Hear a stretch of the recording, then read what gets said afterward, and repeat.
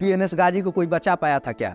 और ऊपर से उतार दिया मार्कोस, इंडियन नेवी। भाई आई थिंक तो इन सब का शक्ल देखिए ना तो दूर से पहचान में आ जाता है।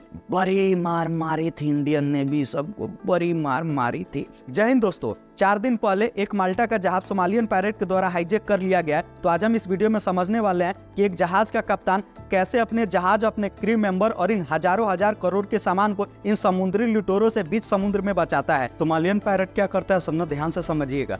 मछली पकड़ने वाला जो छोटा छोटा स्पीड बोट होता है ना, उसी से आएगा सब, और उसी में ना पूरा मछली पकड़ने वाला सामान रखे रहता है सब। अब बगल में पूरा हथियार छुपा के रखे रहता है सब, AK-47। और जैसे पुलिस या नेवी के शिप को देखेगा सब, तुरंत लॉ से ना हथियार वो उठा के समुद्र में फेंक देगा सब। अब पुलिस आया, नेवी आया, पकड़ा तो हाथ खड़ा कर देगा सब वैसे। अब बोलेगा सब देख लीजिए कोई हथियार हम रखे हैं क्या, हम तो मछली पकड़ने आए हैं। अब पुलिस ज्यादा कहेगा तो कहेगा सब अब मछलियों ना पकड़े क्या करिएगा पुलों का, आप ही बताइए क्या करिएगा। और जैसे ही कोई कार्गो शिप चाहे कमर्शियल शिप गुजरता है ना सोमालिया के रास्ता से गल्फ ऑफ एडन होते हुए, माठा की तरह झुक के पूरा पकड़ लेता है सब। इंटरनेशनल लॉ है कि कार्गो शिप चाहे मर्चेंट नेवी के शिप पे आप हथियार रख नहीं सकते हैं। शिपिंग इंडस्ट्री को न हर साल 16 अरब डॉलर का नुकसान उठाना पड़ता है हर साल, ये सिर्फ समुद्री पायरेट्स की वजह से। ये सब ना हर जगह मुंह नहीं मारता है सब, ये सब का ना कुछ स्पेसिफिक लोकेशन है, वहीं पे ही अटैक करता है सब। सबसे पहले आप जाइएगा तो सोमालियन सी से होते हुए जब आप आगे बढ़िएगा तब आएगा गोल्डा फुल चैनल, और सबसे मोस्ट और सबसे जो इम्पोर्टेंट इस सब का लोकेशन अटैक करने का वो है गल्फ ऑफ एडन। होता क्या है ना, एशिया से यूरोप जाने का एकमात्र सबसे नजदीक और सबसे अच्छा रास्ता है जो गल्फ ऑफ एडन होते हुए सुएज कैनाल होते हुए मेडिटेरियन सी तक जाता है। तो ये जो रास्ता है ना, ये थोड़ा शॉर्टकट पड़ता है जिससे शिपिंग इंडस्ट्री को कम तेल का खर्चा होता है। लेकिन अगर वहीं अब घूम के जाए नीचे से ऐसे पूरा, तो कितना तेल का खर्चा बढ़ जाएगा। अब जो आईफोन 1 लाख में मिल रहा है वो मिलने लगेगा फिर 4 लाख में। सिर्फ पानी से नहीं ना चलता है, तेल से चलता है। जितना दूरी तय करके जाएगा उतना ही ज्यादा सामान महंगा मिलेगा। तो इसीलिए ना शॉर्टकट रास्ता देखा जाता है। पूरी दुनिया का 11% ऑयल ट्रांसपोर्ट तो इसी गल्फ ऑफ एडन से ही होके गुजरता है। अब 4 दिन पहले का बात है, 14 दिसंबर का, गल्फ ऑफ एडन से ही एगो MU रेवन को ले गया सब। माल्टा का जहाज था, वही मर्चेंट नेवी वाला। अब इंडियन नेवी को पता चला कि ये जो टेरिटरी है इंडिया के अंदर आता है, तो सबसे पहला कर्तव्य इंडिया का बनता है उस शिप का प्रोटेक्ट करना।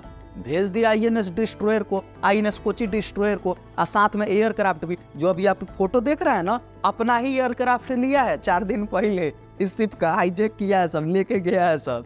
अब लेके गया सब तो क्या करेगा लोग, फोन करेगा लोग कि चच्चा को किडनैप कर लिए, भेजिए पैसा।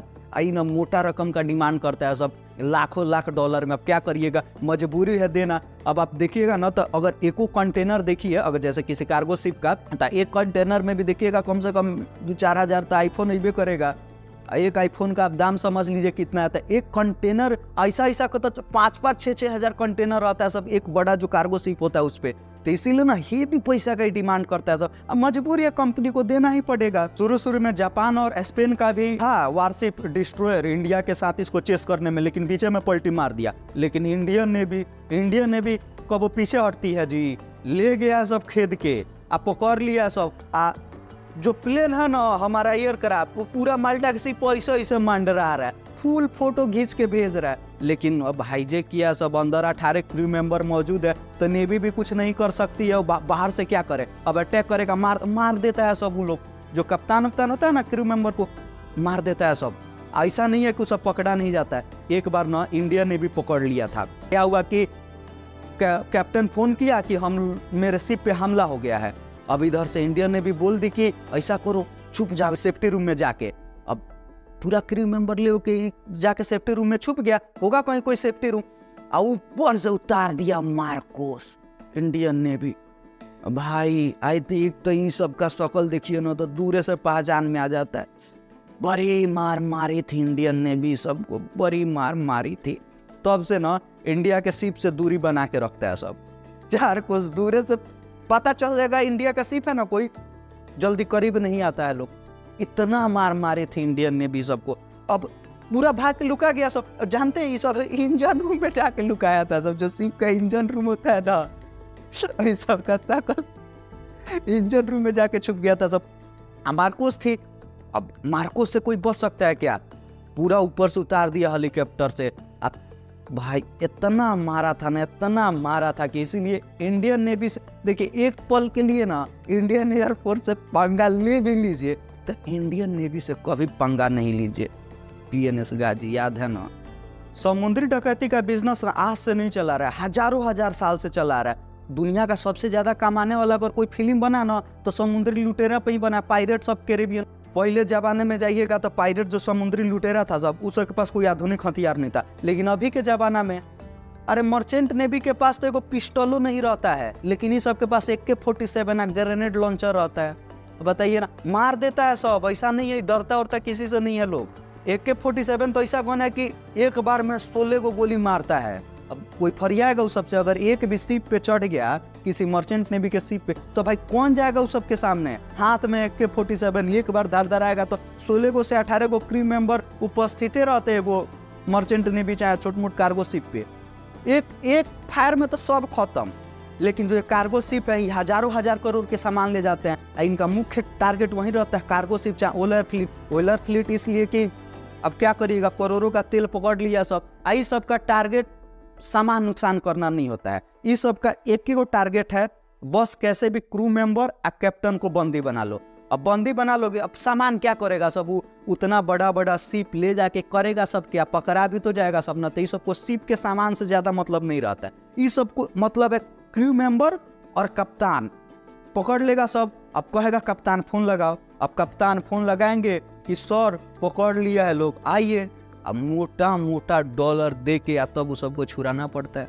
अब कप्तान को आप छुड़ाइएगा ना, जहाज के कप्तान को नहीं ना छोड़ दीजिएगा उस सबके पास। तो ऐसे ये सबका बिजनेस चलता है, एकदम नॉर्मल मछुआरा की तरह घूम रहा है सब। अभी सबको जैसे समुद्र में कोई कमर्शियल शिप चाहे जहाज दिखा तो क्या करेगा सब, जहाजिया के पास जाएगा सब, आ 2 गो लगेगा बंदूक चलाने, धर धर धर धर धर धर धर धर। उसके बाद 2 गो क्या करेगा सब ना, जो ग्रुपलिंग हुक होता है जहाज में फेंका सब, चढ़ गया। एक बार चढ़ गया तो सबके पास है हथियार, आप कुछ कर नहीं पाइएगा। तो इतना आसान भी नहीं होता है किसी जो मर्चेंट नेवी का शिप है चाहे कार्गो शिप है ना, उसको हाईजैक कर लेना इतना आसान भी नहीं। अब जो हजारों हजार करोड़ का सामान लेके जा रहा है उसके सुरक्षा के लिए भी किसी चीज को बनाया गया होगा ना जी। इनसे बचने के लिए ना कार्गो शिप का जो कप्तान है वो हर मुमकिन कोशिश करता है। सबसे पहले जैसे उसको पता चलेगा कि हम पे अटैक होने वाला, पायरेट्स अटैक करने वाला है, तुरंत उस टेरिटरी के नेवी को इन्फॉर्म करेगा कि हम पे हमला होने वाला है। और उसका बस इतना ही काम है कि अब नेवी जब तक चाहे पुलिस जब तक वहां नहीं पहुंचे, अब समुद्र में पुलिस थोड़े जाएगी, समुद्र में तो नेवी जाती है जिस देश का टेरिटरी रहता है। तो बस कैसे भी उन पायरेट्स को रोकना है। अब पायरेट्स का एक ही लक्ष्य है कि नेवी के आने के पहले हमको इस शिप को हाईजैक कर लेना है।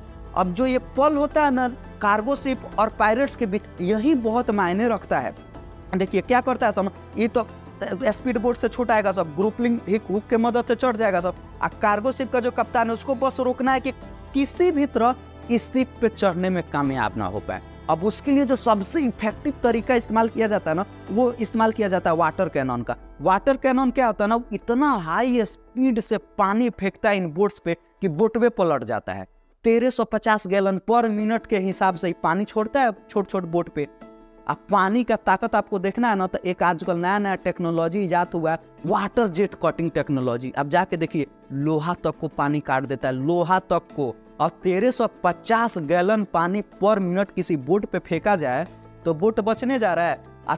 शिप के ना चारों माने दोनों तरफ 4 ऐसा नोजल लगा रहता है, 4 नोजल चारों तरफ से शिप को हटाएगा। लेकिन ये सब भी अब होशियार हो गया, सब 4 गो नोजल लगा है 4 गो शिप के लिए। 100 गो शिप लेके आ जाएगा सब, छोट छोट जो बोट होता है ना मछली मारने वाला, 100 गो 200 बोट से आ जाएगा सब। कितना को आप पानी के जेट से भगाइएगा। अब इधर से भगाइएगा तो ले उधर से आ जाएगा सब, उधर से भगाइएगा तो ले उधर से आ जाएगा सब। आप कोई भी चढ़िए जाता है सब। इस सब का वही काम ही है कि किसी भी तरह ग्रुपलिंग हुक फेंको जहाज पे, चढ़ जाओ।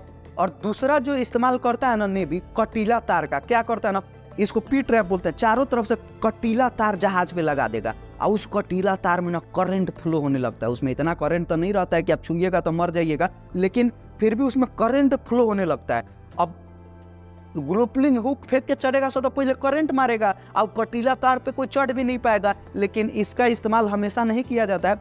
पायरेट्स का जब आने का होगा ना तो इस तार को लगा दिया जाएगा, करंट फ्लो कर दिया जाएगा, लेकिन ये भी कभी कभी बचा नहीं पाता है शिप को।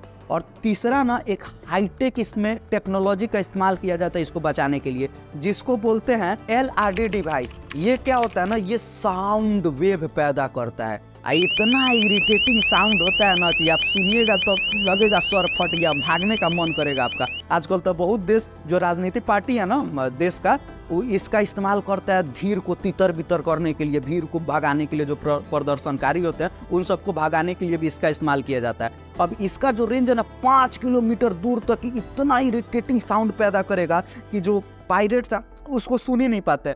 लेकिन इससे कौन बचा ले, कनिया में रुइया ठूस लेगा सब, तक क्या करिएगा। अंततः बस शिप का जो कप्तान है उसका एक ही टारगेट है कि किसी भी तरह इस सब का टाइम खोटा किया जाए, इस सब का टाइम वेस्ट किया जाए कि जिससे नेवी यहाँ पहुँच जाए। एक बार जो नेवी पहुँच गई ये सब हाईजेक नहीं कर पाया सब, तब तो नेवी बड़ी मार मारती है। एक इंडियन नेवी नहीं, सब जौन पकड़ता है सबको ना ढोलक की तरह बजा देता है।